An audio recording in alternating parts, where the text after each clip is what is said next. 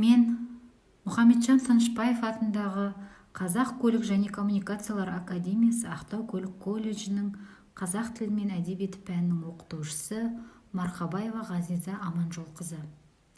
Бүгінгі сабақтың тақырыбы ғылыми стиль.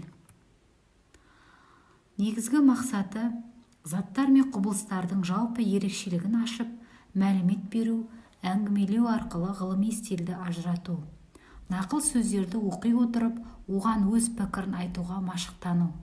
Студенттердің ауызекі сөйлеу тілін ашық және жабық сұрақтар беру арқылы дамыту. Топтық жұмыста берілген әңгімелерді рөлге бөліп, оқу арқылы мәтіннің мазмұнын айту. Жан-жақты болуға, өз бетімен жұмыс жасауға тәрбиелеу. Оқу нәтижелері: топта, жұпта жұмыс жасай алады, диалог құра алады. Студенттер бір-біріне дұрыс сұрақ қоя алады, сөздік қорлары дамиды, білімге құштарлығы ашылады. Негізгі идеялар: студент өз бетімен ізденуін топтық жұмысқа бағыттау, сыни тұрғыдан ойлау қабілеттерін арттыру. Ғылыми стиль. Алдымен стиль түрлерімен танысып алайық. Оны ғалымдар былай жіктеп жүр. Стиль түрлері: ауызекі сөйлеу стилі, көркем әдебиет стилі, ресми қағаздар стилі, публицистикалық стиль, ғылыми стиль. Біз бүгін ғылыми стильге тоқталамыз.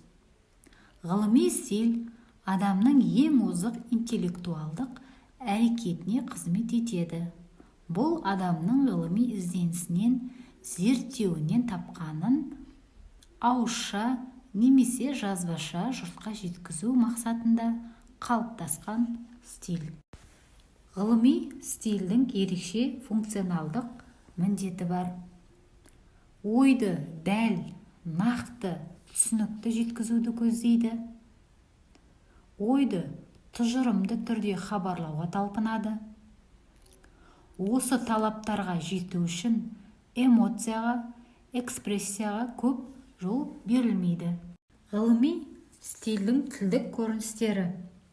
Ғылыми стильдің функциялық бағыты оған арнаулы тілдік көрініс береді.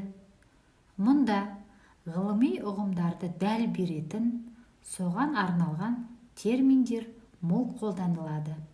Процестерді, тұжырымды ойларды бір жүйеге келтіріп, түйіндеп айту негізгі тәсіл болып табылады.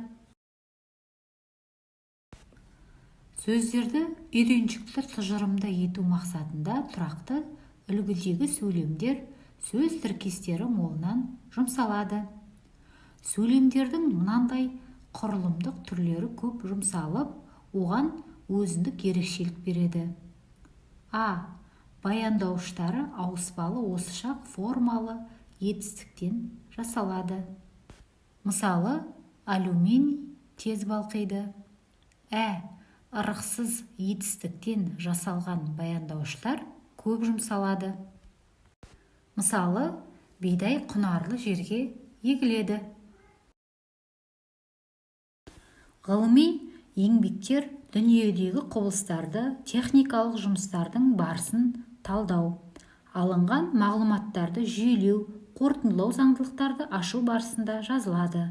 Сондықтан ғылыми мәтін логикалық желімен құрылады. Ғылыми еңбектер дүниедегі құбылыстарды, техникалық жұмыстардың барысын талдау, алынған мағлұматтарды жүйелеу, қорытындылау заңдылықтарды ашу барысында жазылады. Сондықтан ғылыми мәтін логикалық желімен құрылады. Ғылыми стильдегі еңбектерге монография, оқулық, мақала, ғылыми есеп, реферат, баяндама, тезистер, патенттер, тағы басқалары жатады.